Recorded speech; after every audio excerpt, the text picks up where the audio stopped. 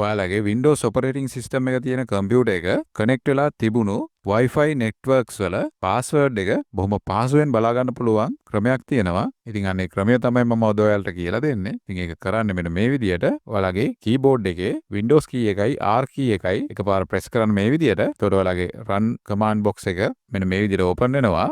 ඔයාලා මෙන්න මේ විදියට CMD කියලා type කරලා okay කියලා දෙන්න.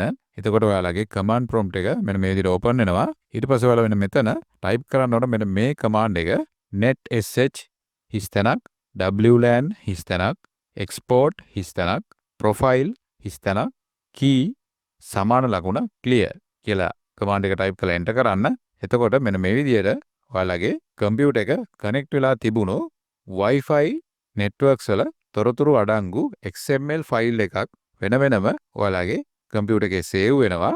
ඔයාලට ඒකෙන් පුළුවන් අදාළ Wi-Fi network එකේ password එක බොහොම පහසුවෙන් බලා ගන්න. දැන් ඔයාලට කරන්න තියෙන්නේ නැවතත් ඔයාලගේ keyboard එකේ Windows key එකයි R key එකයි මේ විදිහට press කරන්න. එතකොට ඔයාලගේ run command box එක මේ විදිහට open වෙනවා. ඊට පස්සේ ඔයාලා මෙන්න මෙතන type කරන්න ඕන තිත සලකුණ. ඒ කියන්නේ නැවතීමේ තිත සලකුණ type කරලා okay කියලා දෙන්න.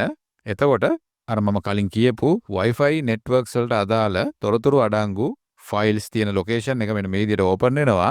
මේවා XML files විදිහට තමයි save වෙන්නේ. ඉතින් මේ වගේ file එකක් open කරන්නේ ඔයාලගේ web browser එකේ. ඉතින් ඔයාලගේ web browser එකෙන් මේ ඕනම file එකක් open කරගන්න හැකියාව ඔයාලට තියෙනවා. ඔයාලට කරන්න තියෙන්නේ ඔයාලගේ web browser එක හරහා මේ file open කරන්න.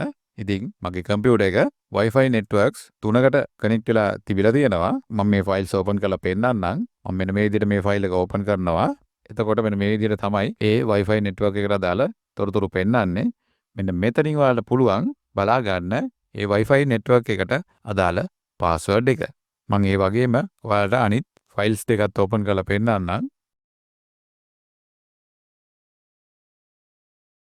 ඉතින් මෙන්න මේ Wi-Fi network එකට අදාළ password එක තමයි මෙන්න මේක.